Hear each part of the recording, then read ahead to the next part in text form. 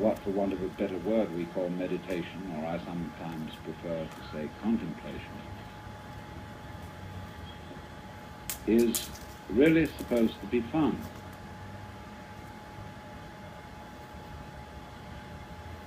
And I have some difficulty in conveying this idea because everybody takes everything to do with religion seriously. And you must understand that I'm not a serious person. I may be sincere, but not serious. Because I don't think the universe is serious. And the trouble gets into the world very largely because of various beings take themselves seriously instead of playfully. And after all, you must become serious if you think that something is desperately important.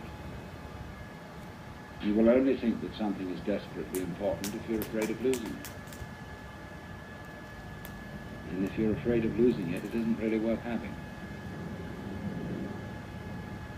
People who drag on living because they're afraid to die will teach their children to do the same. And they will teach their children to live that way. And so it goes on and on. If you were God, would you be serious? Would you want people to treat you as if you were serious? Would you want to be prayed to?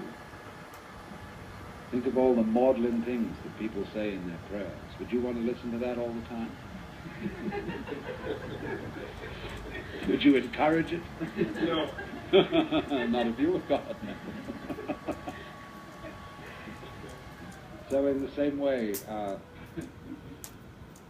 meditation is different, you see, therefore, from the sort of things that people are supposed to take seriously. Because it doesn't have any purpose.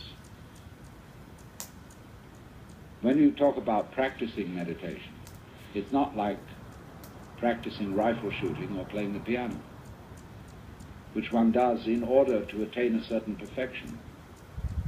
You practice in order to make perfect. You practice the piano to go on stage and perform. But you don't practice meditation that way, because if you do, you're not meditating. The only way in which you can talk about the practice of meditation is to use the word practice in the same way as when somebody says that he practices medicine. It's his way of life. It's his vocation. He does it every day. Maybe he does it the same way every day. But if it's good, that's fine. Because in meditation, you see, there's no idea of time. In practicing learning things, time is of the essence. Let's do it as fast as possible. Let's find a faster way of learning how to do this. In meditation, a faster way of learning is of no importance whatsoever, because its focus is always on the present. And there may occur growth in it, but it's the same way that a plant grows. Once upon a time in China, there was a family, farming family, and they were having dinner. And the oldest son came in late. And they said, "Why are you late for dinner?" He said, "I've been helping the wheat to grow." Oh. So they came out next morning and all the wheat was dead. Well, what happened was that he had gone and pulled each stalk up a little to help it grow. So growth always occurs in a being like a plant, which is perfect at every step. No progress is involved in the transformation of an acorn into an oak, because the acorn is a perfect acorn, and the sapling is a perfect sapling, and the big oak tree is a perfect oak, which again produces acorns. Perfect acorns, you see. At every stage it's there, just as in the unfoldment of a musical composition, it is arrived at every stage, and it cannot be otherwise. So the meditation work is the same, exactly the same. So we should not talk about beginners as distinct from experts.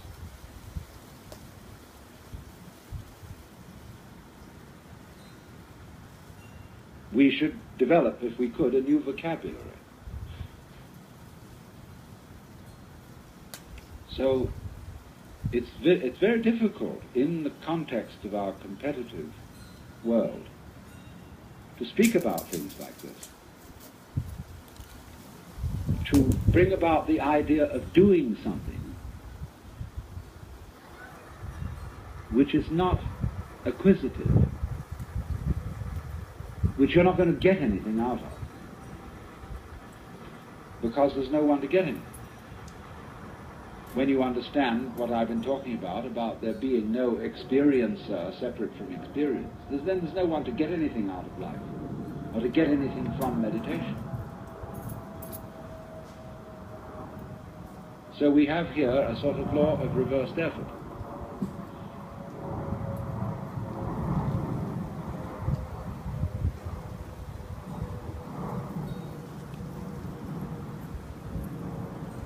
You must therefore understand that as a background to anything said about techniques. Because whenever we talk about techniques, we seem to be talking about the competitive thing, mastery, the idea of mastery of technique. But on the other hand, if you play a musical instrument, technique is very important in the making of a satisfactory